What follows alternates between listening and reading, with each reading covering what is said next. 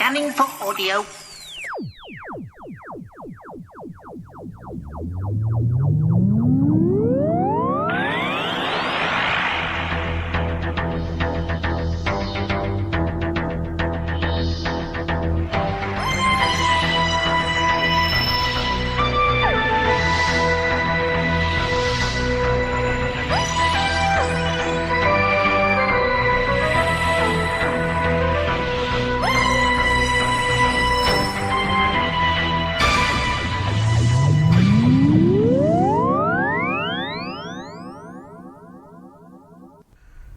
Hello and welcome to a Tin Dog podcast, this time discussing one of the 7th Doctor Ranges.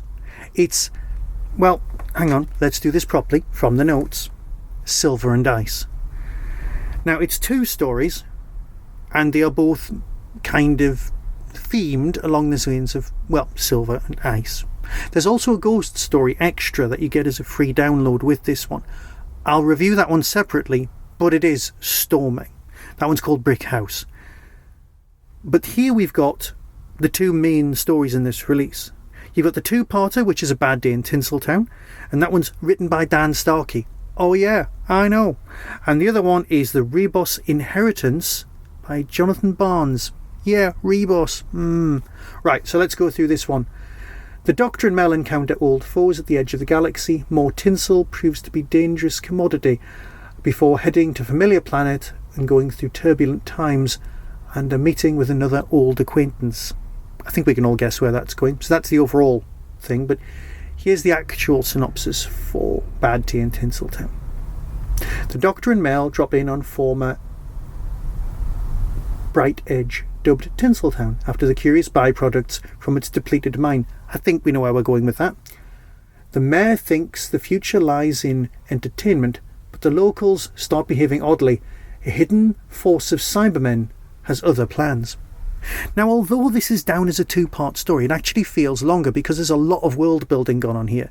There's a lot of thought gone into the whole process, and it really feels like, well, a Mel and Doctor storyline. Curiously, beyond belief. A season that I'm not hugely fond of, this would have fitted perfectly into. I love the way that Mel doesn't know what a Cyberman is. That's always a nice recurring theme to go into when you're looking at Doctor Who people. Oh, is it going to be? Yes, it is. Because the audience knows it's the Cybermen. And then, well, it kind of is the Cybermen. Now, obviously, it's a cyber force who are lost and they've been experimenting with some weird engine and that kind of thing. It sort of sets it up. Tinsel, being the side product, is really nice because it's Nightmare in Tinsel is a perfectly reasonable working title. It's wrong, but it could have been a perfectly good, reasonable title. Dan's in this, playing, well, yeah, even in the extras, he says that a character could have been played by Barry Humphries at the time, and Barry Humphries probably would have said yes. He's an over-the-top politician who thinks he wants the best, but it's the best on his terms for his people. There's the barkeeper, always good in any fantasy environment to have a great, well, location that is, of course, a bar.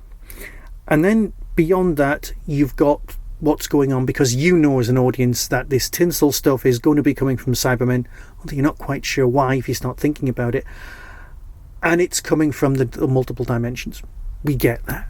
It's going to turn people into Cybermen. You've got people who are left over from a cyber war, and of course, as always, people have forgotten who the Cybermen are, which always goes down well. These are nice recurring themes, and I'm very happy with them. So, that's Bad Day in Tinseltown.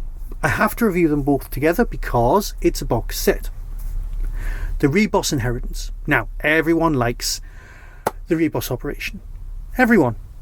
Whether it's the Shrivenzahl or the nice caper thing, the con, the overall story arc, the brand new Romana. There's a lot of things going on that everyone seems to like about Rebos Operation. So we kind of just need to park that and go, yeah, you're right, actually, everyone likes the Rebos Operation. Let's just accept that. So here we've got a sequel. Now, everyone knows that the Rebos Operation is basically just Game of Thrones. You've got the ice time, you've got the summertime, winter is always coming. Yeah, we don't like to talk about that, but let's face it, I've never seen them together in the same room. Have you? Moving on. You've got your ice time, which is when it's an elliptical orbit, and then you've got summertime, except winter is still here. It's not coming, it just hasn't gone. Let's look at the synopsis. The Doctor and Mel arrive expecting summertime on Ribos. You know what? We never did understand that. This tablet's very temperamental. But they find a world still shrouded in snow and ice. But it's not just the climate that's gone awry. As forces plot against the young king, a soothsayer predicts doom. And out of the wilds, the Doctor finds a wily conman, Garon, caught up in events on Ribos once again. Garon was over the top, was brilliant, was played by an actor who's just no longer with us. So we have to accept that. He's dead. We're not going to get him back. He was the baddie in Supergran, and we just need to accept that. We genuinely do. However, he's massively missed, and he's a huge over-the-top character. The sort of actor you don't really get these days. Well, they're not allowed to act on TV anyway. The baddie from Budgie. Budgie. Desperately showing my age there. Or the Channel 4 repeats anyway. I'm rambling. No surprise there then. So, you've got your con merchant stranded pretending to be a wizard. You've got a brilliant winter setting. And then you've got insurrection. And you've got a bit of Game of Thrones going on.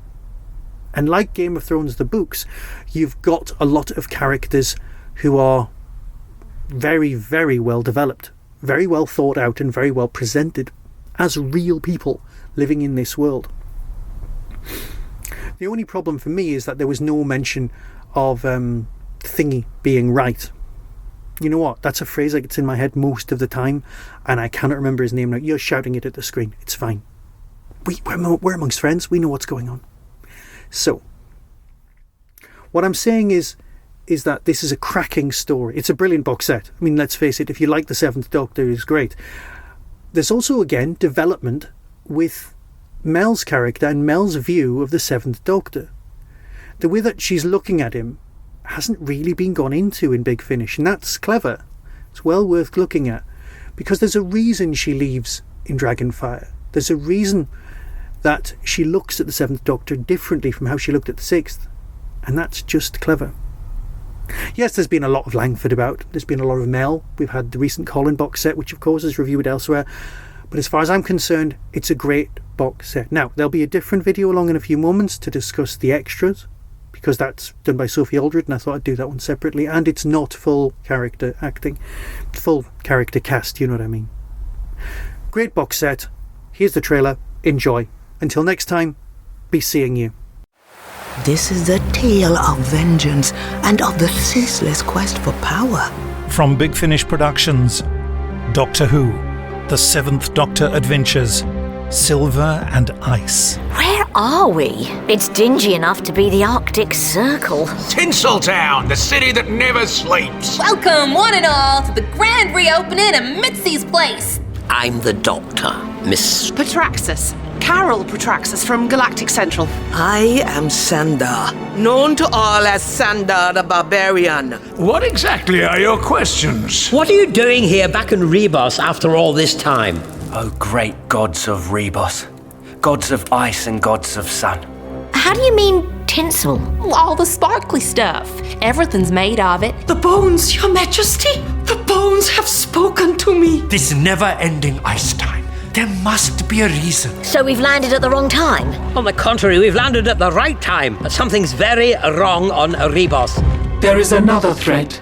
A traveler from beyond this world. This man is dangerous. Ice time is supposed to last no more than 32 years. We are the Cybermen. We've been spotted by a very large creature heading this way. Quick, run! Shift error corrected. Cyber technology online. Mitzi! The Doctor's cage! Attack the city! Attack! Stop this!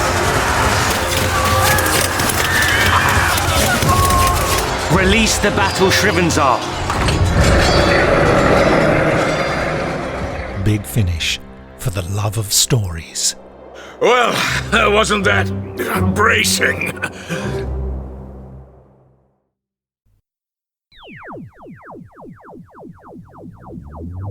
That was the Doctor Who Tin Dog podcast, available on iTunes, YouTube, Twitter, RSS, Vimeo, and across the internet. Doctor Who and its associated properties are all copyright and trademark of the BBC. No infringement is intended. Why not become a supporter by visiting patreon.com/tindog. Contact the show on tin-dog@hotmail.co.uk. The Tin Dog podcast is a founder member of the Doctor Who Podcast Alliance.